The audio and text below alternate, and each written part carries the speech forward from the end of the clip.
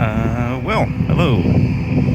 Today on Modern Visitations of the Old Oregon Trail, we have this plaque in memory of those who passed this way to quote-unquote win and hold the West. Although that's not what they were doing in their minds, they were just trying to get to better farmland. Anywho, mountains. And the plaque I just showed you is way down there. There's some more stuff over here. This is a place called the Immigrant Cutoff, or the Parting of the Ways. It is not the true Parting of the Ways, but it's more easily accessible from the highway. So that's where I'm stopping first. Today on, again, Modern Visitations of the Old Oregon Trail. We're going backwards. We're starting here in Sublette County at the Parting of the Ways, pretty far west, and then I'm going to head back that way to South Pass City, and whatever else we may find. And here we have an interpretive sign explaining what the Parting of the Ways was all about. Essentially, you could cross 50 miles of desert to save time but risk because there's no water, or you could take the long way through Fort Bridger. And look at this, we are out on open sagebrush desert, and quite notably, there's really no one else out here right now, so I'm pretty sure if I do, and I think I will, try to reach the true Parting of the Ways, there'll be absolutely no one there. No, I just saw a bird. Hello, birdie. And here we have a nice stone marker to California to Oregon. And over here we have a sign explaining that, yes, the true Sublette Cutoff is, 9.5 miles that way, roughly speaking. But here we do have some actual Oregon Trail wagon ruts that you can just walk right along here, which is pretty cool. So I will do that for a moment, and looks like there's a fence, so there is the fence. And there is the so-called false parting of the ways. You can see the wagon ruts going straight ahead, and some more ruts going off in that direction, and a little marker. This fence doesn't appear to be particularly impenetrable, so I think, this being probably BLM land, I'll head in for a moment and see if I can check out that marker, and then I will head back to my car. It looks like there used to be a road here, and it just kind of ends or turns or something over there. Very washed out. But anywho, here's the ruts, a bit more up close. Although, not quite sure why the false parting of the ways exists. None of the signs explain that. Why there is a fork here, and yet it's not the real deal. But oh well. Anywho, here's an old concrete marker. Oregon Trail, Mormon Trail, California Trail, and Pony Express Trail. All of the above. Nice. Well, here it is, the dirt road that leads eventually to an intersection with the actual ruts of the Oregon Trail on BLM land. And should lead to the true Sublette Cutoff, which somewhat ironically appears to be in Sweetwater County instead of Sublette County. But anywho,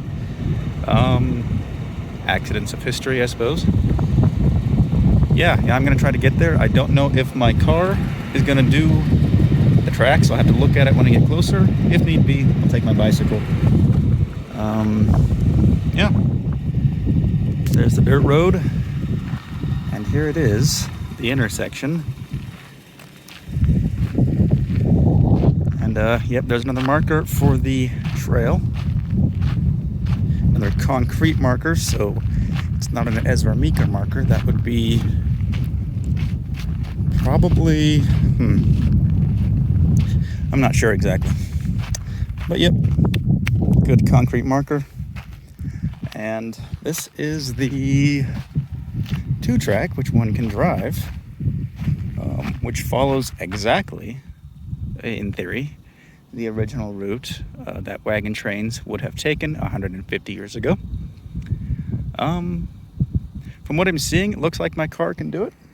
I just need to take it extra slow.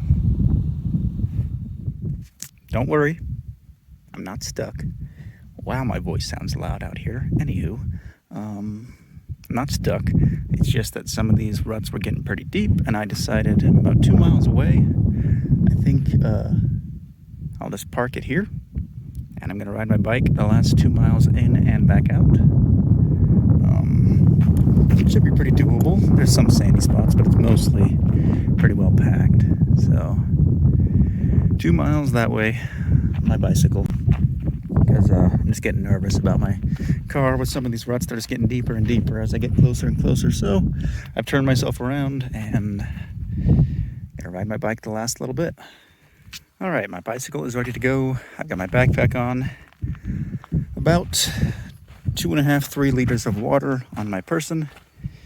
My car's all ready to go. I am freshly sunscreened. And I left a note in the windshield in the unlikely event that someone else happens to come through here and wonders why there is a car. Anywho, here I go. 2 miles. Just got done climbing that hill. It was actually pretty easy for a hill, I gotta say. Might be a favorable wind, but when the immigrants of long ago got to the top of this hill, this is the view with which they were greeted.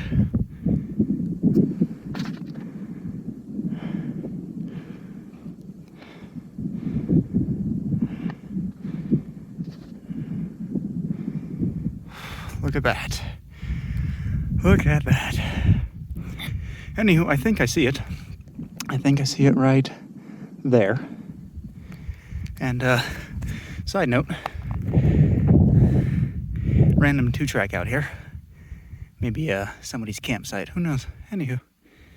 And here it is. Same plaque, but in much worse condition.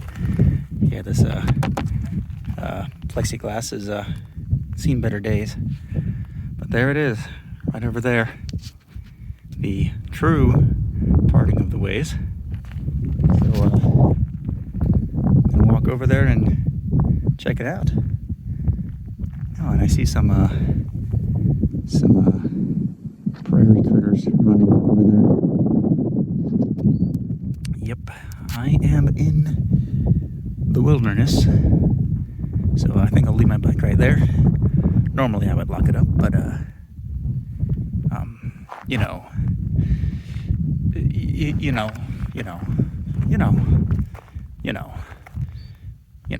And I've been thinking, as I've been walking along these old ruts, which by the way would have been on the inside here rather than the outside.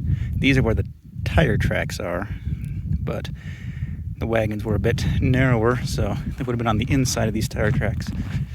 But thinking as I walk along, well, you don't want to walk behind the wagons because that's where the dust is kicked up. So either you're walking in front of the wagons or on the side of the wagons, which means you're not really walking necessarily in these ruts like this. You're often walking just, across the prairie like so, especially the first pioneers before the ruts had a chance to form over time. And secondly, if you're not walking, you are driving. And if you're driving and you're not in front, well, then you are getting dust kicked up in your face. Although I think they probably spaced out pretty far to avoid that problem. Anywho, here I am.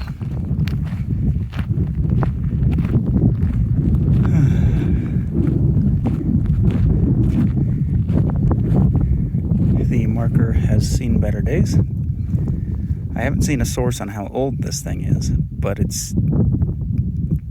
I would bet money that said it's at least as old as Meeker. So he would have put this up at around the turn of the 20th century. But yeah, you can see to the left, Fort Bridger, and to the right, Sublette Cutoff, and a random chicken bone. Looks like someone was having some KFC out here. And yeah, there's the marker, and over here is a ring of rocks for some reason. Over here, a ring of rocks and some pebbles. I have no idea why. But yeah, that way would be to Fort Bridger. Following, not sure what river would be in here. And that way would be the Sublette Cutoff, or the Greenwater Cutoff, or was that the Green something Cutoff? Anywho, and that's the riskier way, and God only knows how many unmarked graves are out there. But yeah, and there's a little concrete marker once again. I wonder how long it's been since someone has been out here. I doubt very many people come out here. Not very many people know this exists. So there's also a more recent marker. What does it say? Paul Shrubble, PL something, Big Piney, Wyoming, 1934, Parting of the Ways. Okay, so someone drove a steel marker into the ground because they knew that this one clearly would not last forever. I'm going to see if I can set it back up. Seems like the proper thing to do. Alright, I have set it back up. Seems pretty sturdy. I just kind of piled rocks until it stopped moving so easily. So, it should stay standing for a while. I want to put some more rocks on this side, but other than that,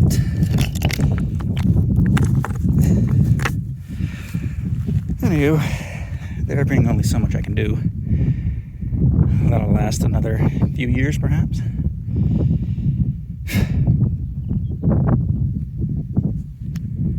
Well, I guess I left my small mark on history, so to speak, setting that thing back up.